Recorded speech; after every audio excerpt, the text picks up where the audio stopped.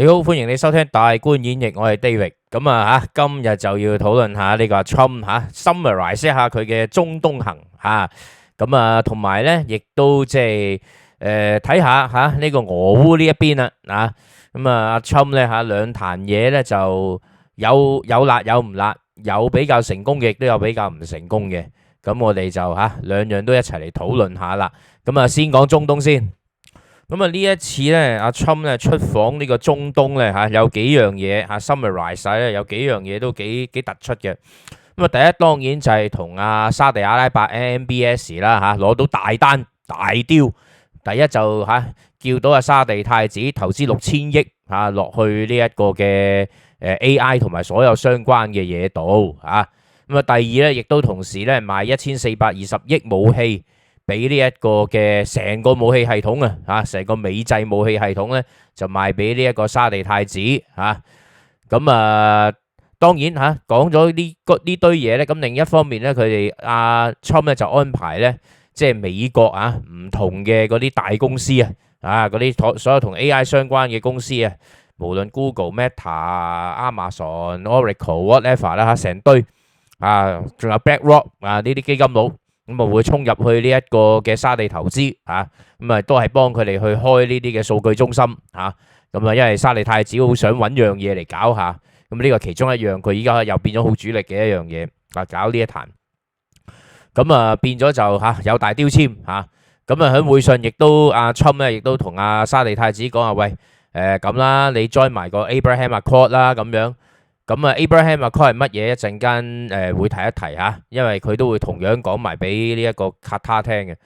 咁喺同沙地太子開會嗰陣時咧，亦都開埋呢個海灣國家嘅會議咁裏邊呢，亦都有呢一個嘅一堆嘅其他嗰啲領袖都喺度噶啦呢個嘅 UAE 巴林嗰一堆都全部喺度。咁即係當然威威啦咁另外就跟住咧，亦都係同樣係沙地阿拉伯一個最unexpected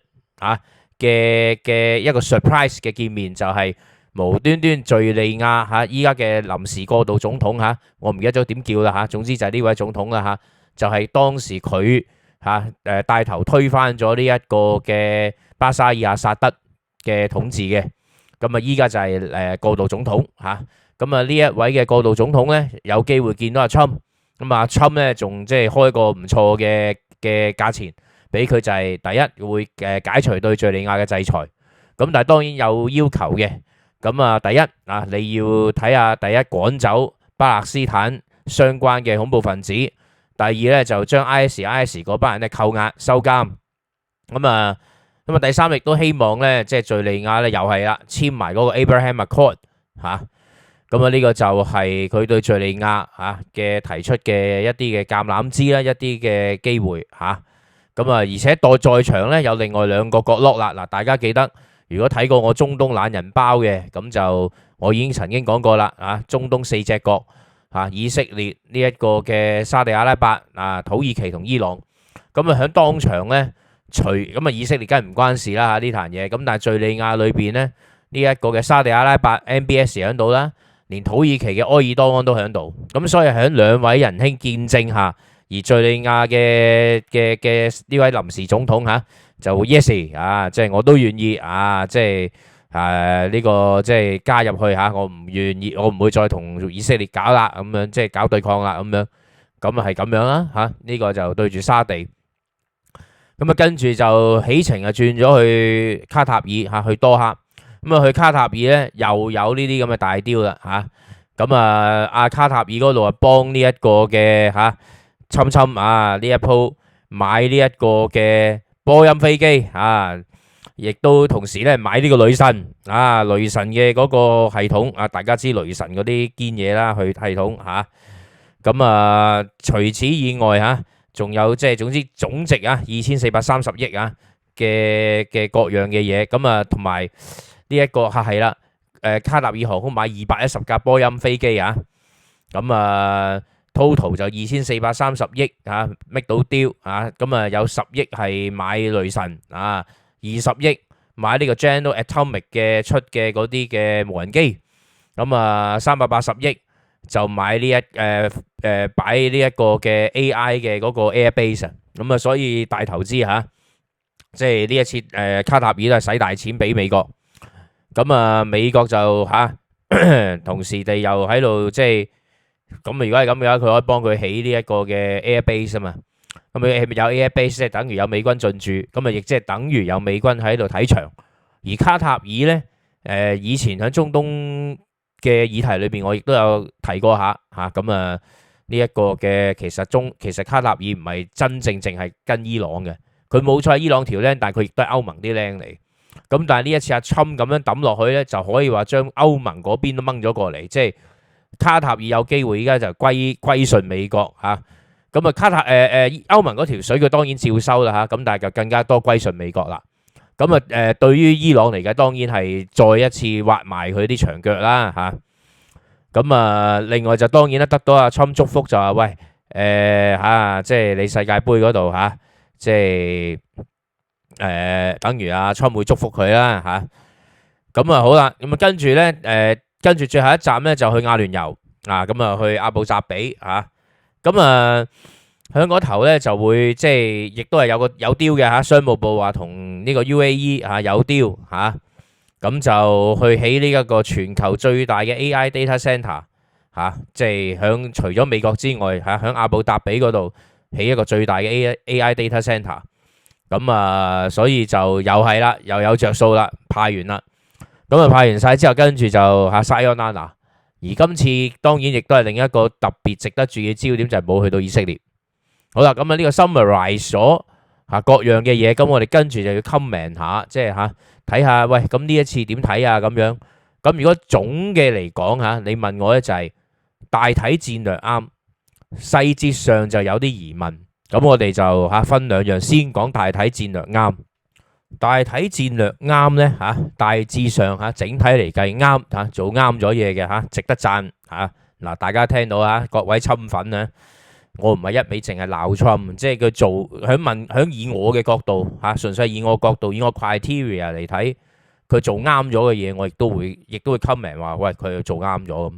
咁所以唔好一味淨喺度懟我搞清楚，你哋清醒啲唔該。咁anyway。點解我話佢 OK 做啱咗呢？咁你要甩身我當你要即係 focus 上印太地區，你要甩身。其實最值得首先甩身就係喺中東，因為中東成壇嘢最鬼無謂。嗰壇嘢裏邊有都係包含咗當初以色列內塔尼亞胡佢喺以色列裏邊搞得唔好，而惹起到隔離左右嚟喐佢，然後喐佢之後佢擴大個戰爭。搞到即係當然佢擴大當中，亦都幫咗美國嘅如果唔係阿侵依家亦都冇咁順攤可以攞到咁多靚雕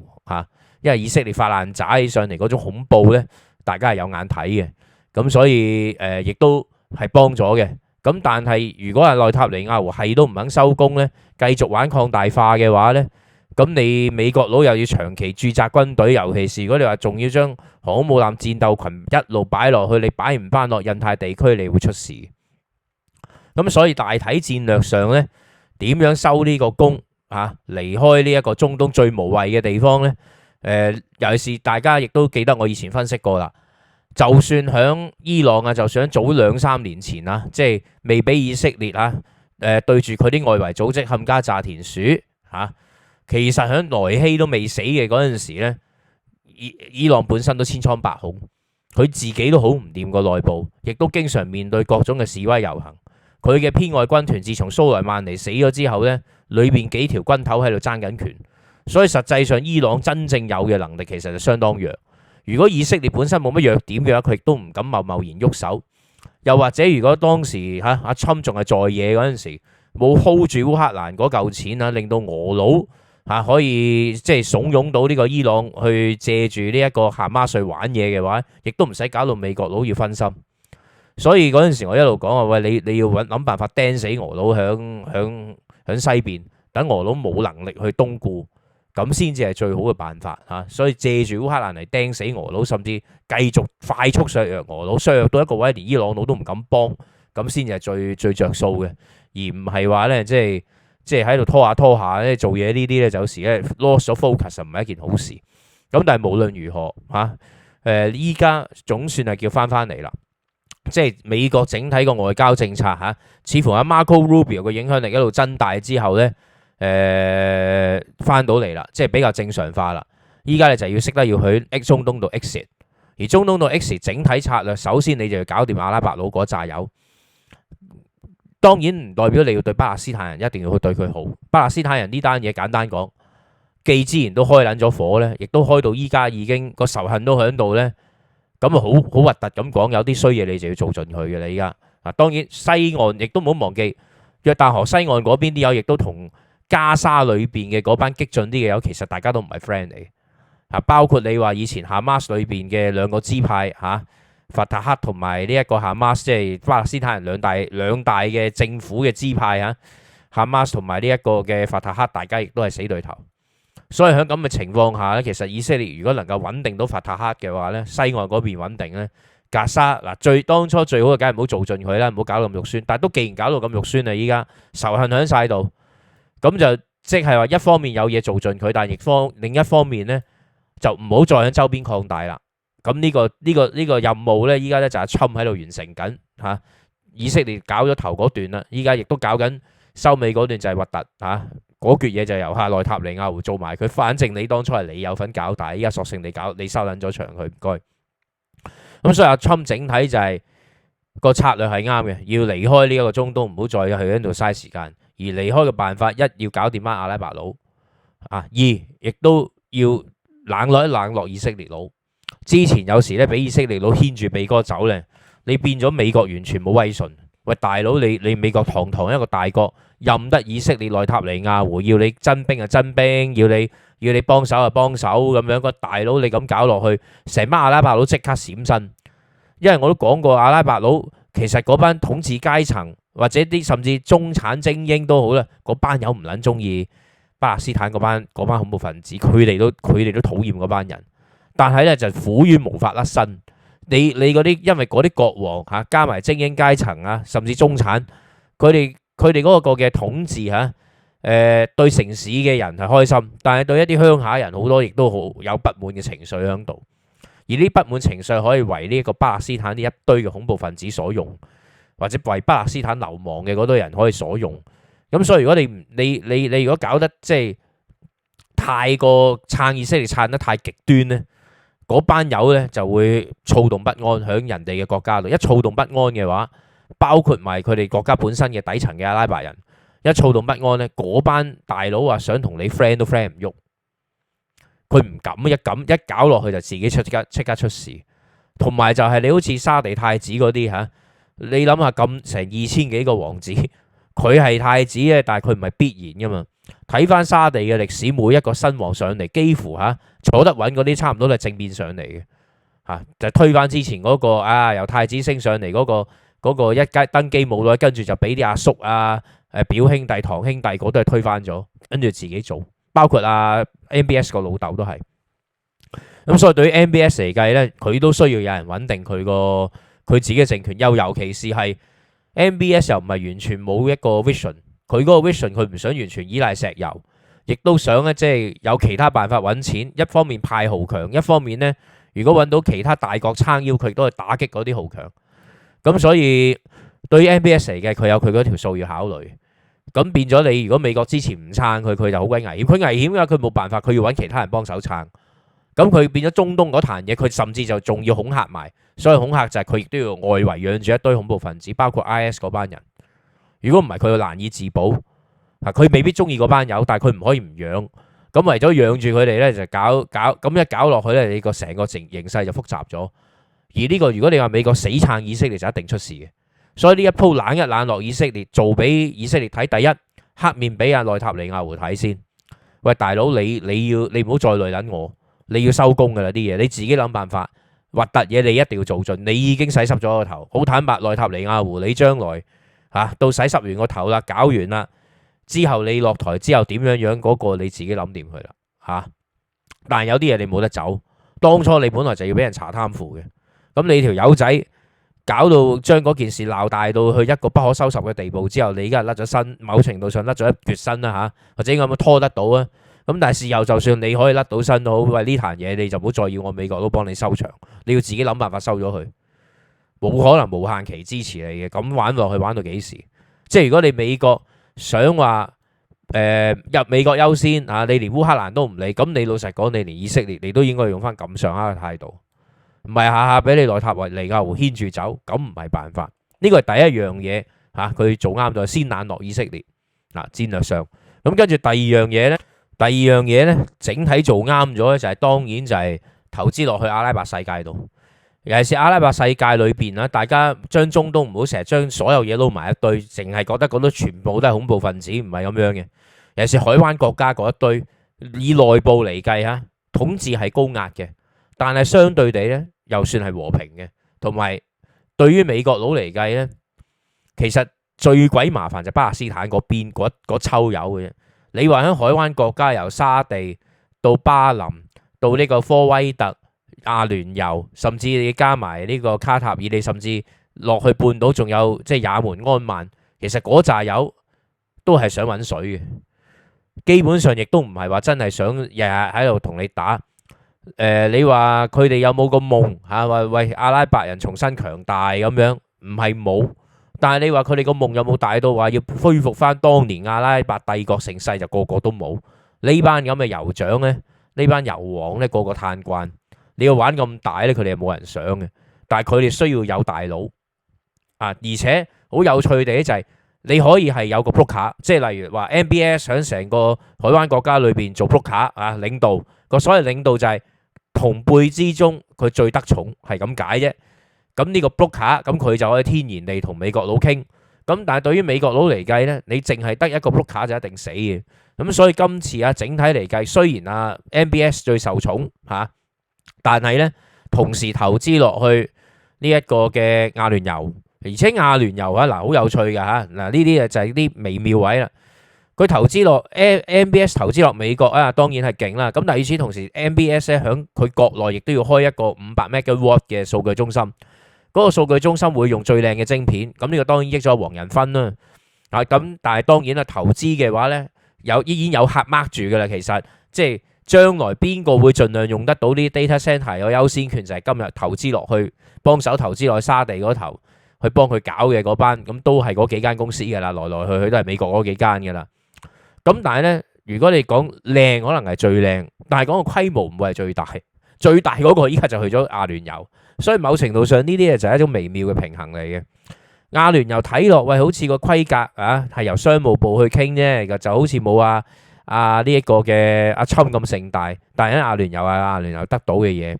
而阿聯酋自己都知道阿聯酋嘅情況同呢個沙地又唔同，起碼依家阿聯酋本身七個嘅裏邊七大酋長相對地佢哋係穩定嘅嗰個情況，反為咧你話俾得太多錢咧，或者即係過度榮譽咧，反為有時都難搞啊。嗰啲嘢點拆咧？嗰7條友一陣喺度嘈交，你仲死。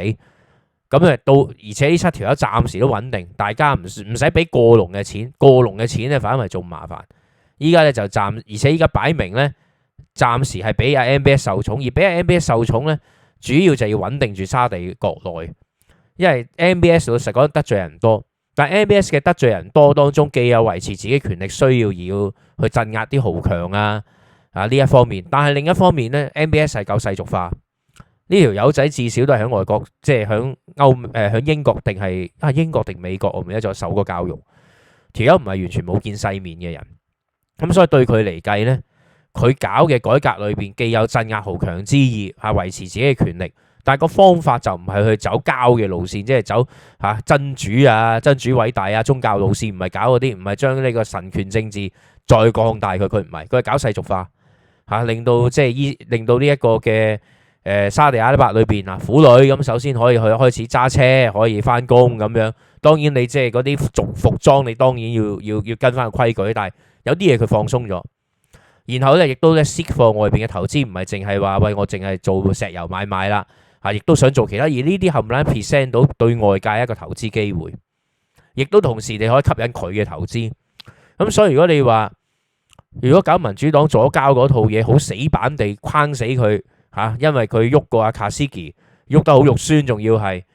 咁一定要同佢反台，一定要黑面，或者點都唔可以俾任何力量佢。咁咧呢個就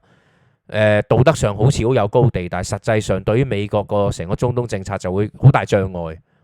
你變咗你搞唔掂、搞唔喐，有好多嘢，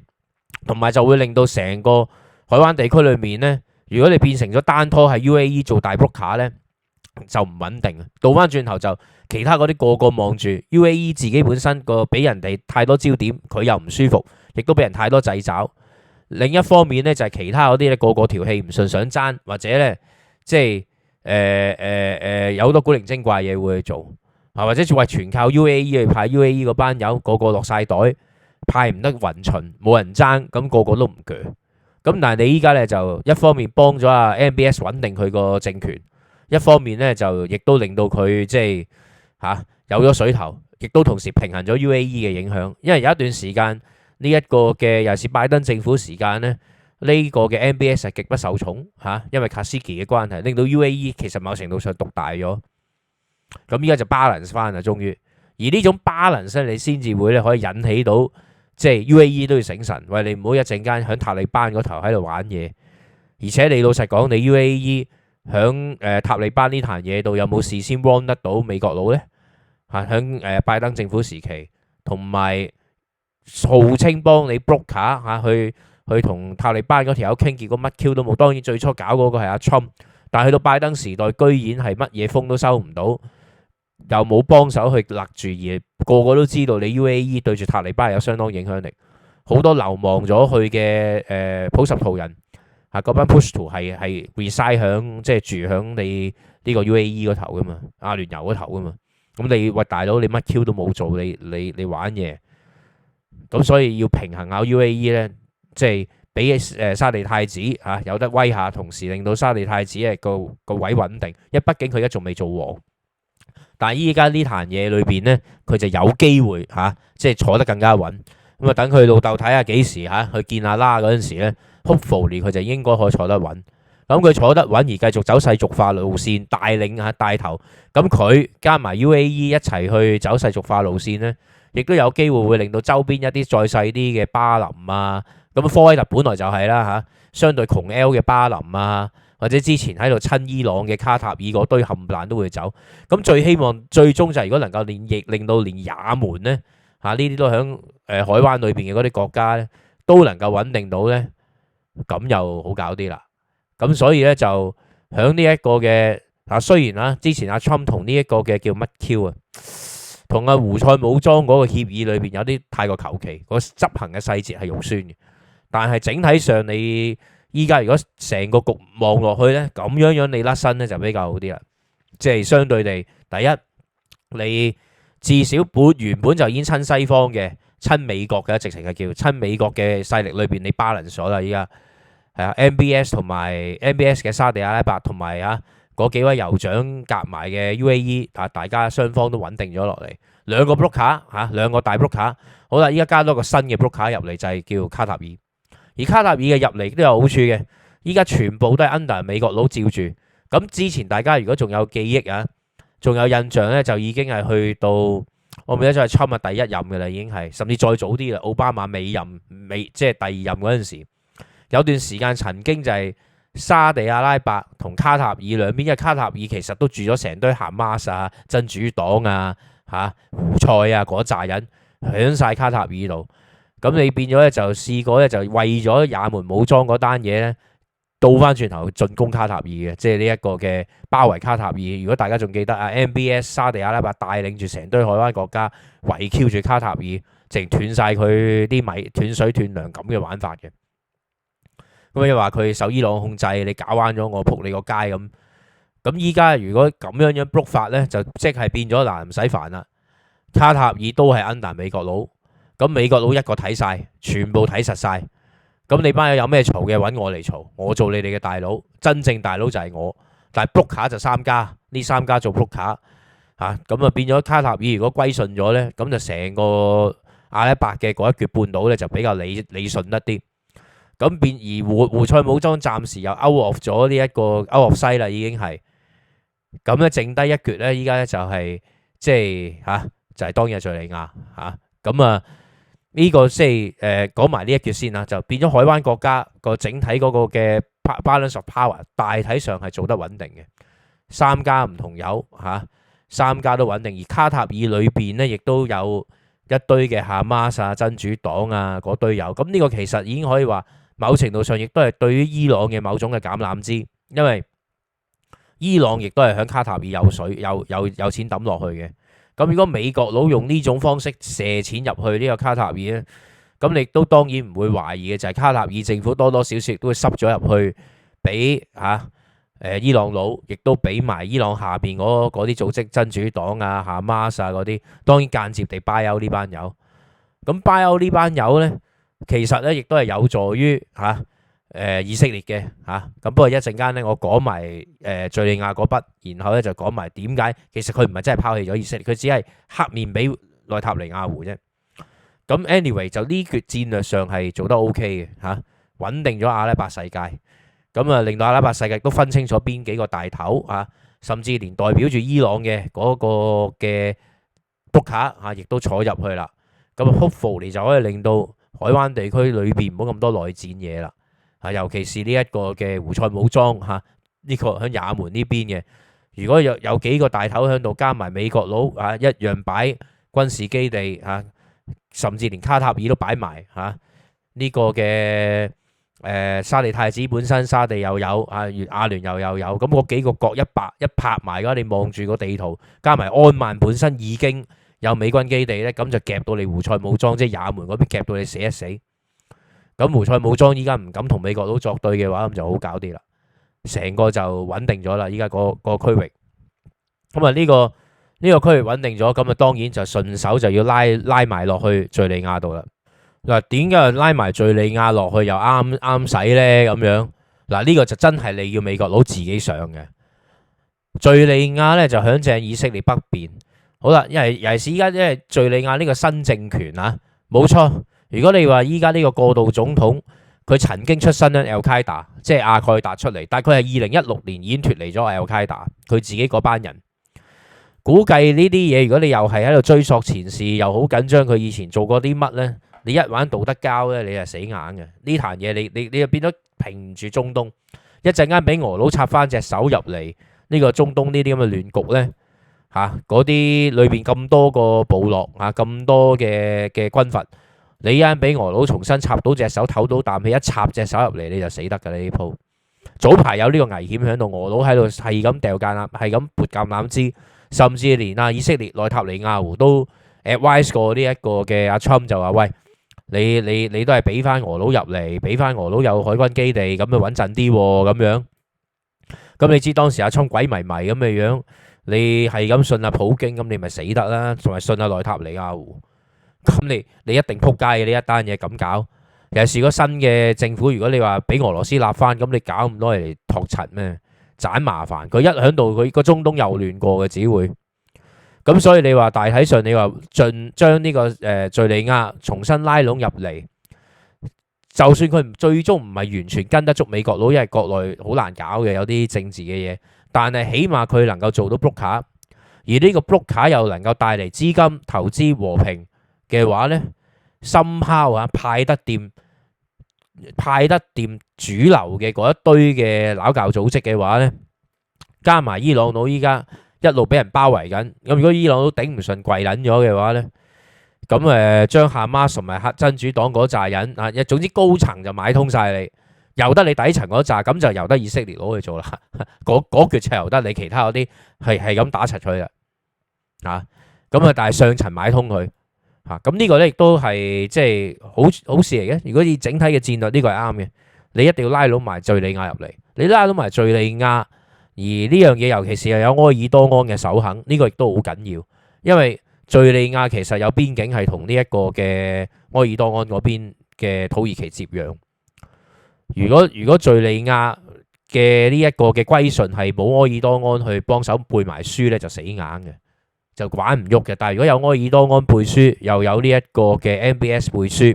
美國佬俾錢呢，咁 somewhat 咧就即係話依家呢個臨時總統咧就可以拿到支令旗啦，揈到支大旗，一拿到支大旗咧，咁剩低就當然係佢嘅操作能力。咁當然阿侵依家俾面你，咁你識睇就要睇你識唔識用呢個面化作你嘅實際嘅嗰個嘅統治力。如果能夠做得到呢個值得支持嘅話，咁就支持落去。咁支持落去嘅話咧，你中東整體咧就容易有和平。而呢個亦都係後邊點解阿侵喺度講話，喂，又希望呢一個嘅 MBS 亦都希望呢一個嘅敍利亞總統簽呢個 Abraham Accord 咧，咁所謂 Abraham Accord 咧係呢一個即係又係阿侵上一任總統第一任總統任期裏邊咧就係以簽嘅，即係停止呢個以色列同埋巴勒斯希望以色列同埋呢一個嘅即係中東阿拉伯國家嗰一堆嘅阿拉伯國家，大家消除呢個紛爭。咁所以佢點解依家咧阿聯酋巴林科威特嗰都係簽咗噶啦。咁但係如果能夠叫得喐埋呢一個嘅 MBS 嘅沙地阿拉伯啦、敍利亞啦咁呢個嘅叫喐埋呢一個嘅卡塔爾嗰堆，如果全部簽埋咧，大體上咧同以色列大家唔再即係死對頭啦大家建立外交關係啦。咁如果做得到穩定到咧，咁就變咗中東係可以少好多麻煩。而且咧呢一橛咧又有另一個好處嘅，咁嗰個好處係咩咧？咁就係當然係針對住伊朗啦，就係同伊朗佬啦，因為夾伊朗佬去簽呢個核戰雕咧，即係呢個核協議雕唔係核戰雕sorry核協議雕咧，當然有需要。而且如果能夠夾到伊朗佬即係春袋爆，而佢最終頂唔順要同你簽咧，咁當然又係一件好事，因為咁變咗中東嘅四隻角就全部可以穩定落嚟啦。你如果伊朗佬都跪埋，咁伊朗佬跪埋嘅話即係歸伊朗佬你真係可以叫跪噶啦你話對住阿拉伯佬嗰兩隻角就唔係跪，大家交易啫，大家即係你想穩定嘅，你同我一齊幫我 block 下晒啲 piece 嘅話，咁我俾好處理，然後大家一齊維持住個穩定，咁唔好喺度搞搞震亂七八糟咁樣。咁呢個就係即係會有好處嘅。咁依家就係對住伊朗佬嚟談判啦。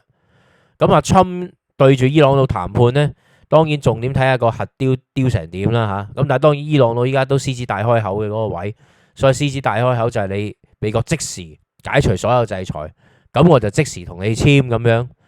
咁但係呢個係咪真係咁簡單呢？咁樣咁當然唔係咁簡單嘅。甚至頭先我講過嗰幾個地方嚟講呢，跟住一陣間個細節位亦都係喺呢度。你點樣 ensure 嗰班友真係會歸順你，而唔係話係攞把口歸順你，揾到你着數之後喺背後咧古靈精怪，古靈精怪一定有，但係多係少。你話少少地古靈精怪揾下水落下格咧，都仲可以容許你。但係如果你話諗住即係借啲意下依家休養生息，等你美國佬唔掂嗰時又出嚟搞鳩你咧，呢個就絕對唔能夠接受。所以對住伊朗佬呢壇嘢咧，阿侵冇應承實，只係話呢一個係 constructive 嘅。呢啲咧就咁樣謹慎啲，我相信亦都係 Marco Rubio 咧後邊。咁呢個係應該嘅。你話就咁樣人哋咁樣開價，你都反應咧，你就真係太戇居因為呢啲你唔知嘅呢班友，同埋伊朗亦都如果要嘅，應該仲有一啲嘢嘅。除咗解除制裁，即係如果美國解除制裁，除咗你簽核雕之外，其實呢個核雕裏邊，我諗後手仲有啲嘢要包埋，包括埋你唔可以再支持俄佬嘅。如果你再繼續為俄佬提供一大堆嘅無人機嘅，呢個係冇意義嘅。實際上你就應該要令到呢一個嘅伊朗連俄佬呢邊都唔好靠你唔好再繼續提供成堆無人機。我俾生意你做，我解到你禁，你俾到你生意你做，你唔好撚同俄佬做。呢啲要擺埋落喺啲談判嘅條件度做交易。你要俾我去查你，咁你只要唔俾俄佬有無人機你斷咗佢呢一條其中一條路，你令到俄佬更加面對住更加大嘅一個壓力，咁你就變咗無形中你用另一種方式都叫幫得到烏克蘭，咁你先至可以令到烏克蘭嗰邊亦都係穩定落嚟，你先可以先有機會歐洲佬先夠膽接手，然後你就可以同時喺兩面市場抽出嚟擺足精力喺印太。如果唔係嘅話咧，俄佬永遠都係一個因素嚟。而家而且仲有你仲未截得到攔截到呢個北非嗰一邊，北非沙赫嗰堆嘅嗰個海外帝國，你仲未搞得掂佢。你而家只係初步少咗中東麻煩咁解。咁呢一 part 又要睇佢點樣做喺後邊。咁但係你話即係對住伊朗核談判，起碼亦都佢嗰個腦筋咧開啲，即係話用武力逼你都係逼你上台傾，你傾到之後傾到 deal 簽到，唔好交真係要 trust and 甚至係要 distrust and verify 咁呢，如果行到呢個 approach 穩定到中東，咁亦都未嘗不可呢個亦都係 OK 嘅方向嚟嘅。咁所以加埋呢樣嘢，咁你就變咗，只要伊朗能夠歸順，伊拉克亦都會穩定。伊拉克亦都一直以嚟就係怕鬼咗伊朗，老老實實，亦都有一紮人係跟伊朗佬咁。但係如果伊朗尤其是如果依家因為出聲嗰個係哈馬尼嘅 Vice， 即係代表緊哈馬尼，我諗哈馬尼裏邊個壓力都好大。一來哈馬尼個身體係點冇人知，哈馬尼個徒弟萊希死咗，冇人肯冇人可以真正接佢，我諗佢自己都灰心噶啦呢一鋪，即係都唔知有冇好搞。如果你話仲有個人一路即係燈火相傳咁薪火相傳，sorry 唔係燈火，薪火相傳嘅話，咁都好啊。咁佢都仲會可能去盡啲。而家乜 Q 都冇，一場空嘅，最終你都係見阿拉，見阿拉之後你都冇得干預嘅。算啦，留啲 legacy 出嚟啊，好過你伊朗政府頂唔順壓力，俾人推 Q 翻咗，你哋仲撚大鑊。咁所以伊朗佬個 deal 一定有蠱惑嘢，咁亦都要睇下 Trump 點簽法。有幾多條件喺裏邊？呢個到時間又變咗係實操上嘅問題。但係戰略上呢，依家呢你就睇到啦，做得到嗰種骨牌效應，一個推一個，一個推一個，係要咁。你一定要暫時要遠一遠離以色列。你下下死撐以色列嘅話，實際上就人哋個個就夾住你，你就走唔甩嘅基本上。咁所以依家暫時睇氹阿拉伯佬政策 OK， 咁而氹阿拉伯佬政策係咪話喂離棄以色列啊？咁當然唔係啦。而實際上當然就唔係離棄以色列啦，離棄以色列嘅話就唔係咁傾法啦。佢依家傾呢啲 deal 裏邊，每一下都不忘 sell 一 sell 個 Abraham Accord。當然呢個 Abraham Accord 有好多嘅真正嘅問題，尤其是巴勒斯坦人嘅問題係冇 resolve 到。但係呢個世界有啲嘢就係呢，直接 resolve 係未必 resolve 到。但係如果成個阿拉伯世界包括埋土耳其佬，包括埋伊朗佬，通通穩定落嚟嘅話呢，即係大家咁多個大佬講掂數呢，剩低嗰班咁嘅臭僆呢就易對付嘅。你起碼資源上冇人撐先，咁你變咗嗰班就淨係一班底層嘅嗰啲戰士呢。底層戰士冇錯，你話難唔難搞？加沙以後都仲係噩夢嚟嘅，呢個就唔使講噶啦呢個就點樣收場就要留翻俾阿內塔尼亞胡你自己啃掂佢。但係如果你話一冇咗嗰班後台嗰班友一路抌錢落嚟，一路幫佢哋組織支持呢樣嗰樣呢，咁呢就好多時唔成氣候。嗰啲嘢就單憑以色列嘅國內唔使出到軍隊添，國內佢哋自己本身做安全保障嘅穆薩嗰啲咁嘅有嘅，應該已經可以應付到。你最驚就係有資金、有武器、有人幫手組織呢啲，你咁就可以越搞越大變咗偏外軍團，亦都係通過咁收片，亦都壯大咗偏外軍團。咁一壯大咗伊朗偏外軍團呢，咁你其他嘅嗰紮阿拉伯佬呢，為咗要頂住波斯佬或者土耳其佬，亦都為咗頂住波斯佬，佢亦都要支持一堆恐怖組織。咁你大家即係爛仔打爛仔，咁你先搞得掂。咁就變咗，但係如果係咁呢，就一定亂嘅。咁多爛仔 group 喺度，咁多個字頭散收亂七八糟，你都唔知點搞，管都管唔嚟。去到一個位，分分鐘連原本大佬都失控，佢控制唔住嘅，變咗喂大佬，我都話啦，你依家你就算匿響卡塔爾嗰扎哈馬斯，你覺得佢控唔控制得住？依家響加沙嗰扎咧，根本控制唔住，太拗教啦！啲人事複雜嗰頭，佢哋都已經甩晒節，尤其是中間嗰班又死 Q 晒。咁所以咁樣嘅情況，唯有佢哋可以做嘅就係咩？截斷資源唔俾水。咁所以阿 Trump 喺呢一度咧就一路即係買通，企圖就係買通晒呢班阿拉伯佬同埋土耳其佬，甚至索洛亦都開始俾個機會俾波斯佬等佢去買通佢。咁如果全部買得通，大家斷咗水喉嘅話，剩低嗰扎人散兵游勇咧，冇人組織，冇情報，冇組織，冇資金，冇架生。咁嘅嗰班友咧就變咗係 localize 嘅一班嘅武裝分子咧，就易對付好多啦。咁就可以個個擊破啦，有啲嘢。咁呢個其實咪即係幫緊以色列咯，兜個圈嚟幫以色列咯。你咁樣你以色列個壓力咪細咗好多咯。你唔係㗎，個個政府軍喺後邊有撐住呢班友，你一打咁多個國家，你打到幾時？所以我諗以色列唔出聲咧，亦都係佢完全 understand 阿侵呢一行咁樣做法，實際係亦都幫緊以色列。有時呢個亦都要俾大家即係大家可以留意下，亦都了解下。有啲嘢就係有時幫你係唔係話下下要直接對你呵住你，有時咧即係同你抹面都係一種幫法。你好似對住內塔尼亞胡呢啲，有時你係要倒翻着抹面，我抹住面嚟幫緊你，幫你搞掂咗呢一把炸阿拉伯佬。而之所以可以咁做，俄烏唔可以咁做，而呢一個可以咁做，原因就係阿拉伯佬世界個實力同你美國相差太遠啊嘛。你美國佬本質上唔好話一對一啦，一對 many 啊，你一個對住晒成堆阿拉伯佬加波斯佬加埋土耳其佬，其實都唔夠你美國佬冚。如果美國同以色列一聯手嘅，你啲三家都唔夠冚嘅，亦都已經事實證明咗啦。亦都內塔尼亞胡響舊年玩呢一個嘅即係冚家炸田鼠戰略裏邊已經 show 咗俾大家睇，所以嗰班友識計數。喂，大佬繼續打落去唔係辦法，繼續燒乾自己嘅啫。但係同美國佬依家大家講掂數嘅話有好處，咁所以呢，喺呢個情況下咁樣拉攏法係 OK 嘅。亦都其實就幫咗以色列，冇拋棄到以色列。以色列唔出聲就明白係咁樣做，同埋我諗內塔尼亞胡自己都知道，之前你實在玩得太大，同埋你已經玩到即係美國佬冇辦法收貨，下下仲要美國佬死撐你，撐到幾時啊大佬？咁唔係辦法，人哋都唔想撐你撐落咁多個戰場要應付，即係叫多撚謝你嘅已經係。咁所以依家留低俾你啊嗱。外圍嗰班我幫你搞掂，剩低嗰啲你自己繼續打。污糟嘢你要做，反正你做開，亦都冇辦法唔做。你幫我就盡量冚佢哋當攤，冚得幾多得幾多。咁嘅話，盡量減少美國佬將來要面對恐怖分子嘅威脅。就算係嚟，未必係嚟自呢一 part，可能嚟自世界其他地方，可能阿富汗嗰邊、IS 嗰邊，或者你話巴基嗰堆咁樣。但係起碼冇嚟自中東嗰扎先。咁呢個就係我覺得即係。成個中東行以戰略計算係有收穫嘅，亦都係有利於美國逐步去向即係離開呢一個嘅阿拉伯世界，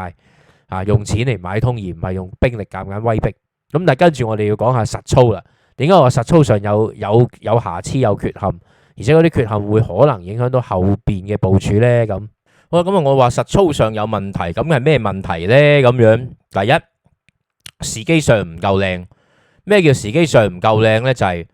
你美國呢一行響第一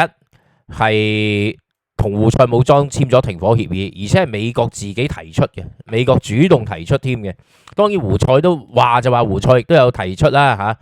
但係胡塞嘅提出裏邊，胡塞有冇重大嘅人命傷亡呢？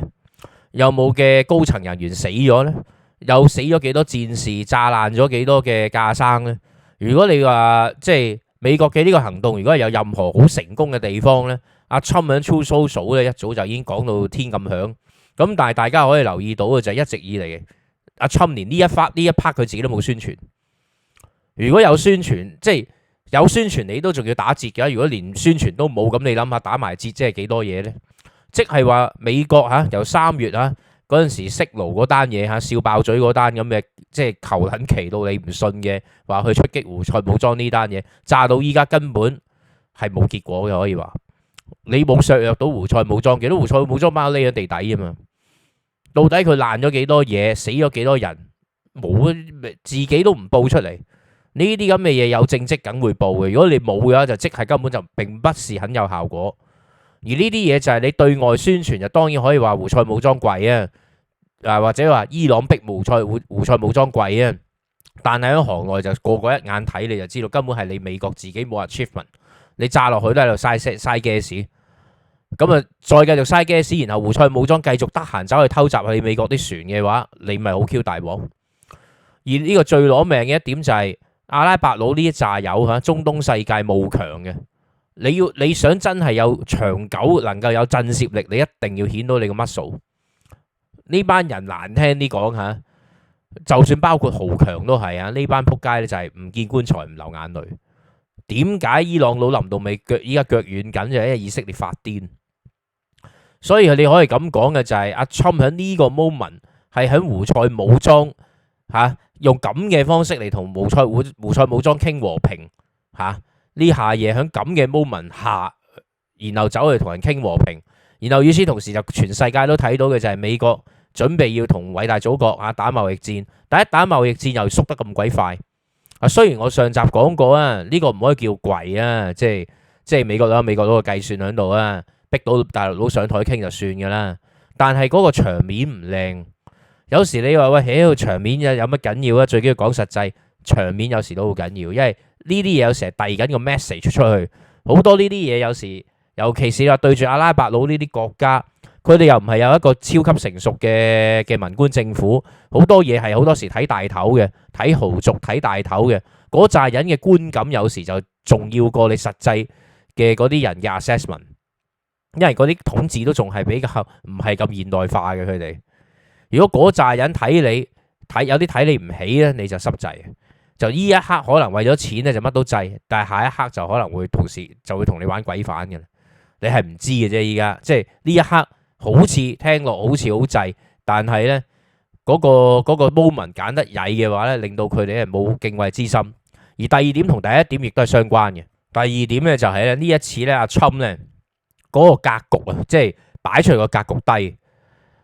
所以擺出嚟格局低，真係睇落係嚟拗錢啊，拗呢一個嘅着數啊，真係一個生意佬，好生意佬味。嗱，你係你係一個生意佬，你做大 broker，你牽頭做到嚟到咧，即係做到即係咁嘅樣咧，冇乜所謂。但係你身為一國元首，仲係美國，如果你話係一個即係二流國家，或者依家甚至倒翻轉頭講嚟俄羅斯咁樣，咁你咁樣去氹人都仲可以講得過去。但係你以身為美國全球 number one，對住阿拉伯佬你做呢啲嘢咧，喺度係咁即係要人哋俾水咁樣，然後咧俾咗水啊，咁我就盛大，即係我就喺嗰度帶埋成團人嚟啊，大家享受，大家乜都唔提，甚至連一句場面話你都唔講。全部只係講緊錢，講緊雕，大家一齊揾錢，大家一齊發達。呢啲咁嘅嘢，你會令呢班阿拉伯佬呢，依家呢就笑面迎人，因為有佢嘅着數喺度嚇。沙地太子穩定到落嚟啦，個政權嚇。成個嘅阿拉伯半島嚇，深刻個權力平衡咗啦。但係呢，嗰班人心裏邊會點樣睇美國呢？話你咁要我啲錢？喂，你咁需要，又要需要我幫你撳油價，又要需要我俾錢你咁樣。話大佬，你要我俾咁多嘢你俾乜我先？嗱，呢場戲係我依家穩定咗，但係嗰班人一穩定咗，企穩咗，呢班全部都養唔熟嘅，佢哋就會有生意心嘅，分分鐘呢一刻唔會，後邊會。呢班有呢啲冇辦法，佢哋嗰種嘅地理環境，嗰種嘅唔係地理叫地緣環境，同埋佢哋嗰種嘅文化。係咁樣嘅，佢哋嘅心會打量你，覺得你美國係咪衰落緊？你咁需要我，咁以後呢，今次你要俾條數俾到咁 Q 大，咁下次美國佬想要佢哋做嘢嗰時，你要俾幾優厚嘅條件呢？我想問，俾唔到嘅嗰班友走去用另一種方式恐嚇你，俾你點算？而呢個最攞命嘅就係今次傾雕裏邊嗱，大家講到氣氛好好，但係。唔單止場面話冇講，實際睇嗰啲雕嘅內容裏邊嗱，雖然話喂你要即係響實際應用AI 層面啊，你總之你唔可以俾偉大祖國入到場用到，但係呢啲嘢都係求人多過要人哋做嘢，即係呢啲係交換嚟嘅。我美國佬投資落你度俾錢你，咁你又投資落度俾錢我，咁但係我有個條件嗱，我賣武器俾你，但係嗱你又唔可以走去氹祖國㗎喎咁樣，咁但係萬一個班友唔跟。你用咩辦法去喐佢呢？打柒佢冇可能嘅，你唔會亂咁打嘅，你都要有個名分嘅。有啲咩機制喺度可以喐佢呢？就算你喺當場唔講，事後嘅呢幾日你都要有料拎出嚟，點樣可以制裁到？你最多就話應用制裁第三國家的技術，嗰啲係好 specific。但係如果人哋唔係用嗰種方式，人哋出術呢，你有冇嘢監管呢？有冇嘢去睇住？全部冇嘅話，喂呢個雕就你顯到你美國好弱勢嘅，即係你美國係求人，咁你就真係麻煩嘅。即係呢啲嘢，我覺得有後患喺度，隱患係埋伏咗喺度。而依家人哋驚嘅，真正驚嘅最攞命就係其實唔係驚你，驚緊以色列。以色列一癲發緊癲，能夠勒得住以色列嘅應該就係你美國咁樣，咁你美國借住黑面俾阿內塔尼亞胡睇，咁即係好似做個戲出嚟，喂，我唔妥你啊咁樣，咁你用呢種方式諗住勒，即係可以勒以色列嘅姜。某程度上或者得，但係以內塔尼亞胡呢條友之奸猾同埋佢嘅關係之複雜，係咪真係咁容易可以收到內塔尼亞胡弓？我會有懷疑喺度，我會有懷疑。尤其是佢對內嘅嗰種嘅壓迫，基本上佢仲有幾多人可以影響到佢嘅權力呢？依家尤其是加沙又未收到科嘅，依家收唔到場嘅，依家都係要靠佢繼續發癲嘅。咁樣嘅話咧，呢種咁嘅情況就萬一內塔尼亞胡動一啲小心思，即係佢繼續 ask for 啲嘢。如果你美國政府呢邊一俾唔到佢，一黑面唔跟你玩咧，咁你阿拉伯佬世界錢係照收嘅，但係到時唔 commit 你就真係大 Q 喎。更何況以實際情況下，以依家沙地阿拉伯嘅財政呢一個嘅卡塔爾嘅財政，卡塔爾咧就個財政本身係有盈餘出口亦都有盈餘。不過咧，就因為佢哋個經濟規模細，所以變咗咧，係咪真係啃得晒你美國嗰一堆嘢咧？其實係一堆問號，一次過應該俾唔晒。而以呢一個嘅卡塔爾嘅往績嚟計，最終能夠俾到嘅錢即係例如講2000億咁咧，通常最終咧佢哋 commit 個 range 經濟好嘅就可能 commit 到7成，經濟唔好 commit 4成。根據歷史嘅即係過往嘅歷史 record。沙地阿拉伯就仲大鑊，沙地阿拉伯因為響阿沙地太子上嚟不斷咁為咗自己鞏固自己嘅權力為咗鞏固自己嘅位咧，使唔少錢，亦都作咗唔少嘅投資，但係好多都打水漂。所以如果你話以沙地依家 commit 個能力咧，分分鐘仲細過卡塔爾。沙地嘅政府嘅財政係雙赤嘅，依家固然出口有即係淨出口即係應該咁講，出入口計講錯，應該咁講，貿易計有貿易赤字。第二就係財政亦都有赤字。大家覺得會好奇怪，喂，沙地阿拉伯一個咁樣產油國點會乜嘢㗎咁樣？但係冇辦法㗎，因為你燒即係使費大啊嘛。沙地太子上嚟之後一路都做唔少嘢，全部都係燒銀紙，燒得靚都仲話。佢本來佢唔係冇 vision， 但係好似佢呢啲咁嘅太子嘢咧，就係有 vision， 但係實操能力往往都出事。用人亦都未必用得啱。卡斯基嗰單嘢反轉頭嚟計就係點解會搞到咁肉酸呢？你沙地太子做嘢就係肉酸，呢啲就係啲少爺脾氣，二世祖脾氣、少爺脾氣嗰啲咁嘅脾氣咧，就係做起嘢上嚟有時不顧後果。個 vision 係啱嘅，但係實操唔理，家大業大亂咁嚟或者下面班馬力都係好多呢係擦鞋馬，即係嗰啲我最記得啦。嗰陣時 N 年前我哋做工程嗰陣時啱啱2000年播緊《創世紀》嗰出電視劇阿馬德鐘做嘅嗰個咩嗰個大仔啦即係阿羅嘉良個哎呀大佬定係乜鬼我唔記得咗。總之做嗰個大仔嗰個冇用大仔嚟噶嘛，臨尾中咗愛滋病噶嘛。因為馬德鐘身邊嘅嗰堆柴仔嗰啲咁嘅 feel， 嗰啲冇鬼用，嗰啲人敗家嘅，幫你唔會幫你做得成嘢。而呢個咧就係佢依家嘅問題，搞到出雙赤，出口有赤字，呢一個嘅即係貿易有赤字，財政有赤字，就係MBS 實在使費太大，搞太多嘅 project。呢啲 project 當然要大量採購啦，採購去到沙地，咁呢一採購去到沙地，你錢要出噶嘛。而與此同時，你嘅收入唔係特別穩定，你嘅量就有咯，但係你嗰個價唔穩定噶嘛。石油油價如果下下都過100，你梗係賺錢啦。但係一跌翻落嚟，去到依家50-60蚊、60-70蚊，咁你咪蝕水咯。佢唔一定話蝕水，佢有錢賺少咗。咁你要近翻之前嗰啲投資，淨係利息開支你都頂唔順啦，大佬。咁依家沙地係有財赤噶嘛，貿赤加財赤，估計如果要想兩樣嘢一齊 break even 咧，油價要升翻上96蚊。於是乎亦都變成咗另一樣嘢。第一，佢投資落去話6000億，到底可以 commit 到幾多？分分鐘估計可能總 commit 得3成，而且要分好幾段俾。如果唔係，佢就要籌期。佢而家點籌呢？佢未必籌得到期嘅。依家第一，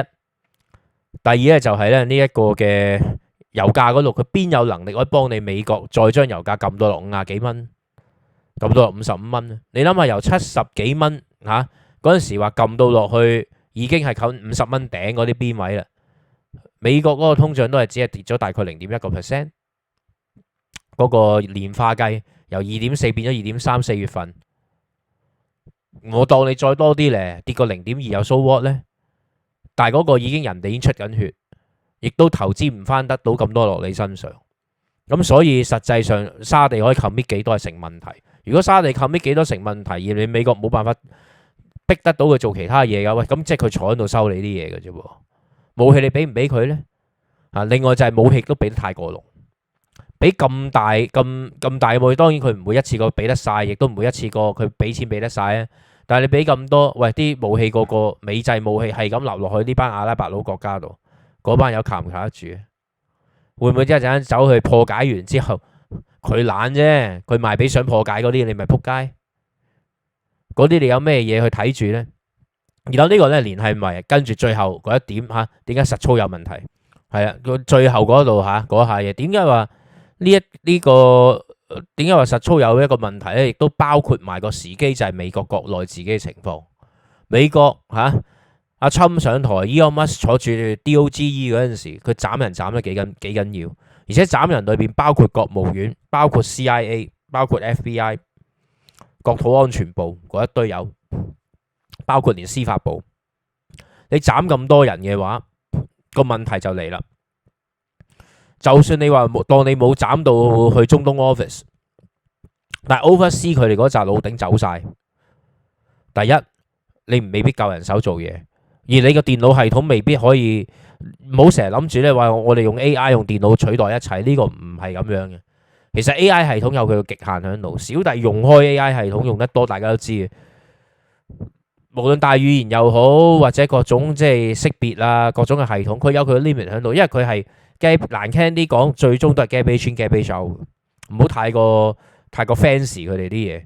你用乜嘢 train 佢，佢最叻就係去到嗰樣嘢嘅啫。佢唔會俾啲更加多嘅角度，或者更加你冇意想到嘅嘢，同埋佢唔會主動去 seek 嘅。佢會唔會 red flag？佢可以 learn， 但係佢 learn 到嘅話都係 based on historical。但係如果依家呢個世界轉變，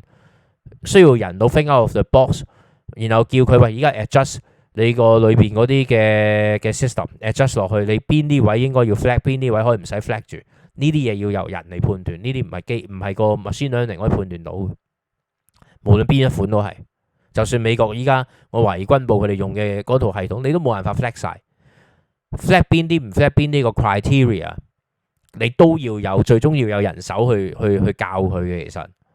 實甚至 fit 咩 material 落去，等佢繼續 learn 過，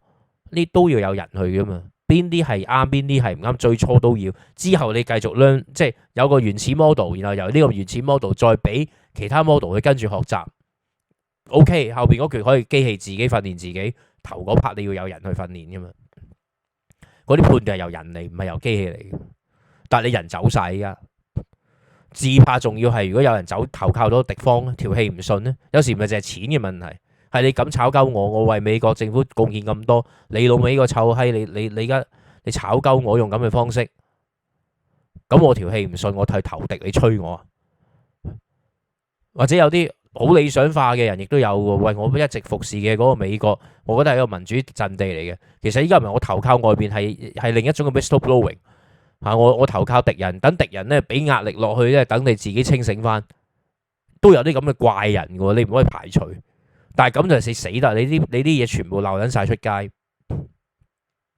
咁你唔夠人去 oversee 呢啲咁嘅 office， 而呢啲 office 亦都人心惶惶。未必夠盡力，或者佢盡力係喺度揣摩上意，就有啲嘢監得好緊，有啲嘢監得好鬆。咁你個監管會有漏洞，而你對住依家成個阿拉伯世界嗰班古惑佬，如果你呢個監察裏邊稍一有漏洞嘅話，嗰班有古靈精怪埋定啲炸彈喺度，等你美國一度專注喺印太嗰陣時，先至揾機會同你搞事，又唔使自己出面，養住咁多恐怖分子嚟托咩？係咪？用嗰班友去搞事，咁你美國到時係咪又要俾好處佢哋呢？因為今次你唔係打服佢哋，今次打服嗰個係以色列，唔係美國。咁變咗你美國係靠俾錢買翻嚟嘅。我飲啖水吓。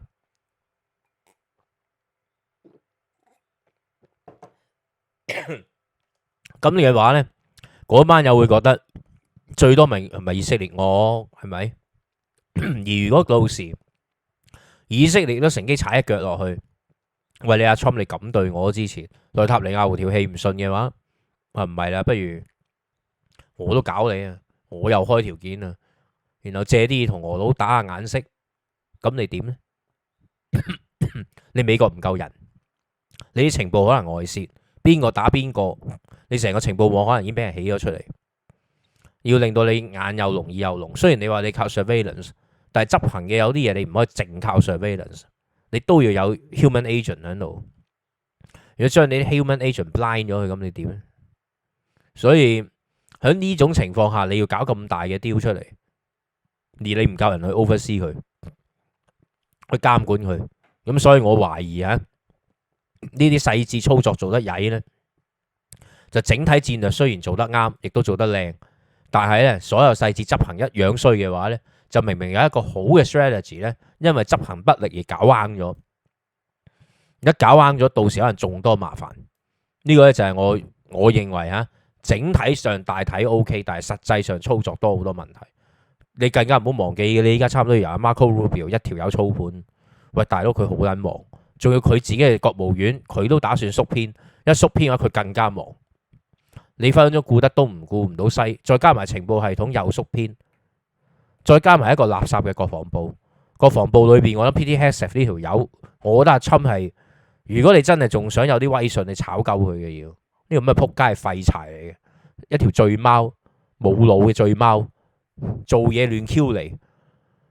有邊個將軍會服啊？我係下邊嘅將軍，我屌鳩佢添，當面可以有本事炒鳩我咯。反正你都預咗你炒噶啦，炒咗我退休咯。但係有嘢我唔撚話你聽，我睇你點撲街。但係我會寫書講定晒呢樣嗰樣，到時個壓力咪響翻晒你班冚家拎度啫嘛。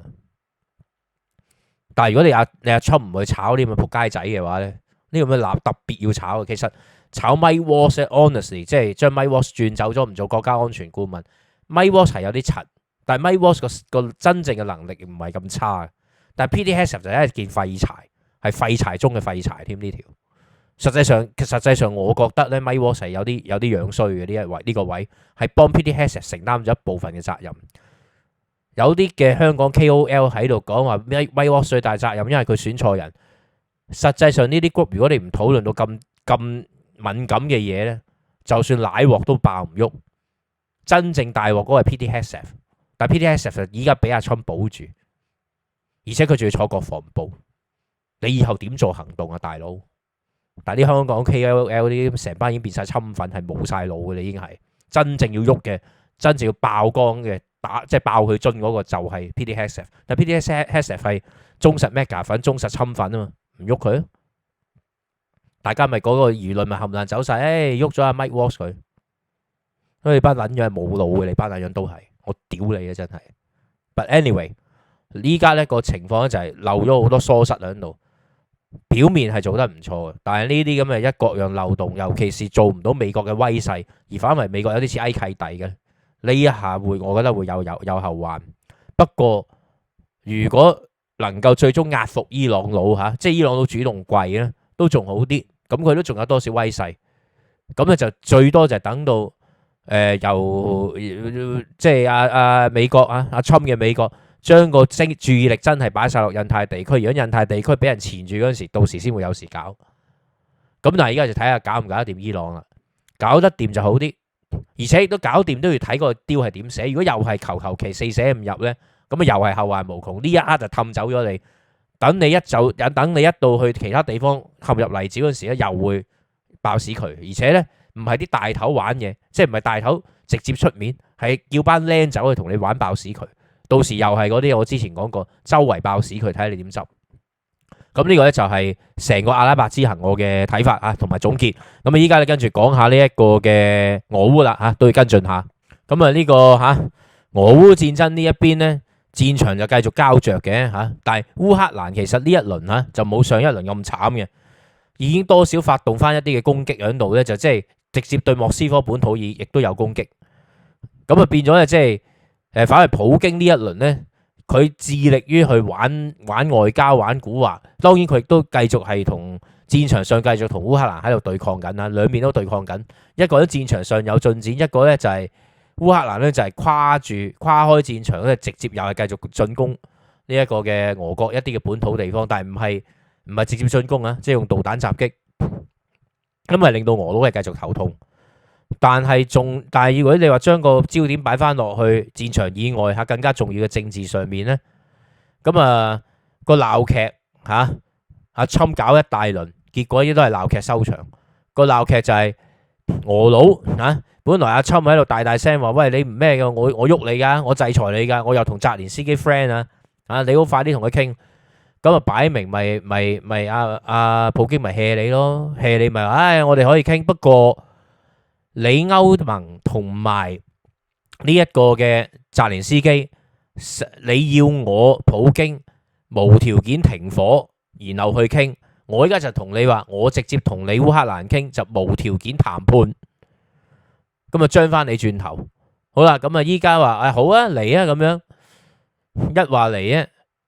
聽講話阿侵要嚟，因為阿普京直情話我唔嚟嘅，依家輪到普京閃咗去啦。咁你跟住澤連斯基嗱，澤連斯基做足啦，跟足你美國佬要求，你叫我乜嘢好，我依家咪傾咯。我唔傾你又屌鳩我噶啦嘛，我傾我上台傾啊，我好願意啊。依家自己 call off 嗰個係阿主角普京，佢自己 call off 嘅，關我叉事啊。咁我唔嚟，佢唔響度，我傾條撚啊！咁我飛過去有咩用啊？咁佢既然兩邊都唔飛過去嘅，咁你阿侵去嚟都冇意思啦，阿侵亦都唔會去。咁既然阿侵亦都唔去嘅話，咁最終咪即係靠啲外交官傾嗰啲鳩吹咯，吹完唔會有結果嘅嗰啲嘢，咪繼續打交咯。好啦，另一方面就係德國依家 propose 呢個新政府 Merz 嘅新政府 propose 佢同意。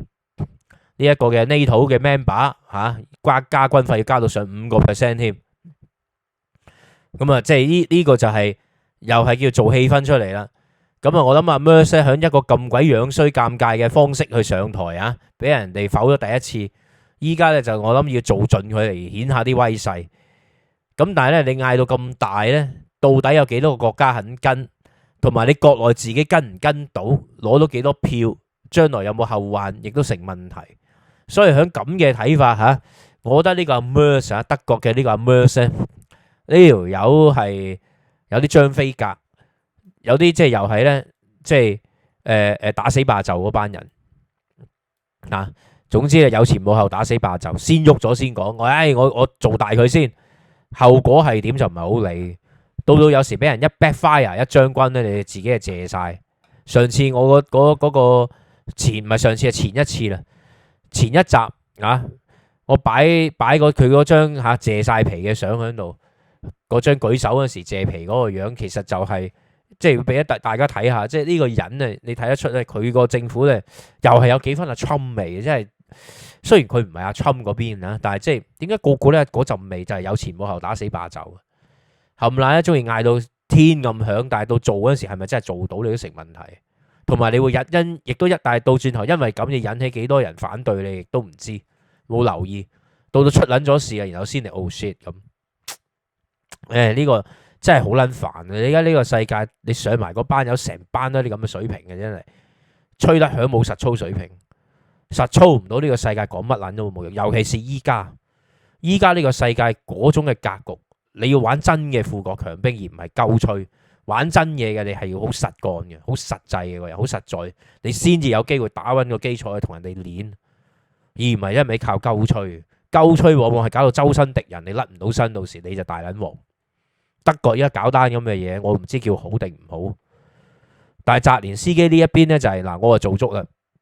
你阿侵自己睇到嘅，普京根本就唔俾面你，亦都唔買你帳。你依家喺中東威威啦攞到雕啊！好啦，依家下一期。咁啊！依家我諗歐洲又喺度望住你，甚至普京倒翻出嚟都望緊你。咁你哋點啊？我依家就係咁撚串啊！我唔傾啊！歐洲佬你俾錢你俾啊！你谷啊！我又睇下你谷得去邊。我已經有3條針喺手啦！依家除咗呢個咁嘅死人奧爾班之外，除咗柯賓，除咗呢一個嘅斯洛伐克嗰條友之外，依家加埋羅馬尼亞添。我睇你歐盟又惡得出咩樣？最主要亦都要睇下你阿侵你依家好啦，波就喺你身上啦。普京就明唔俾面你啦，嚇呢頭話傾，嗰頭直情傾都唔撚傾就走埋去啦。你唔俾面我，我又唔同你傾咯。咁既然唔同你傾，我又唔同澤連斯基傾，我又同已經去見過偉大主席啦，即係偉大主席嚟見大家傾過啦，出訪過啦，咁我又有牌啦，我就繼續同你玩咯。咁你依家你美國佬轉唔轉到軚先？你又你另一邊開緊波噶喎，你同偉大祖國開緊拖噶喎，你過唔過嚟啊？你係咪嚟同我打唔打？但係你要收皮嘅話，咁你一應承晒我所有要求咯，無條件談判，而唔係無條件停火，係談判咗然後先停火。而且我所有要求，包括成個烏克蘭，我最終都係我要晒。咁你阿侵肯唔肯應承啊？但阿侵如果應承嘅話，依家早一兩個月或者都仲得。依家應承，你依家已經係好多契弟丟出咗嚟。你如果咁嘅嘢你都應承，你死得啦，大佬！你美國仲邊度可以再傾丟啊？而且我諗佢依家阿侵亦都忙於話印度佬話不如零關稅啊咁樣，嗰度暗藏蠱惑嘅嗰啲，我另外一集再講啊。咁阿侵依家又要去諗啦，咁點同佢傾呢？咁所以我諗啊，俄烏繼續打落去，而且依家個風險係在於德國就未必唔肯唔支持，德國係肯支持嘅。我睇個款係想 take leadership，但係 Merz 嘅做嘢咁粗糙，到底佢係咪可以實在地做嘢，定係又係阿侵嗰啲鳩吹完一輪，最終做起上嚟打字打到七彩咧？呢個我都諗都仲要睇落去。咁好啦，本來話短打嘅，點知屌你長過平日嗰啲 program 添，咁唔好意思辛苦大家啦。咁依家講到咁多先啦吓，咁多謝大家收聽，歡迎大家 comment like share 同埋 subscribe。咁同埋喂，大佬講得咁辛苦，請我飲咖啡，請我飲檸蜜啦吓。咁好啊，多謝大家，咁遲啲再傾，拜拜。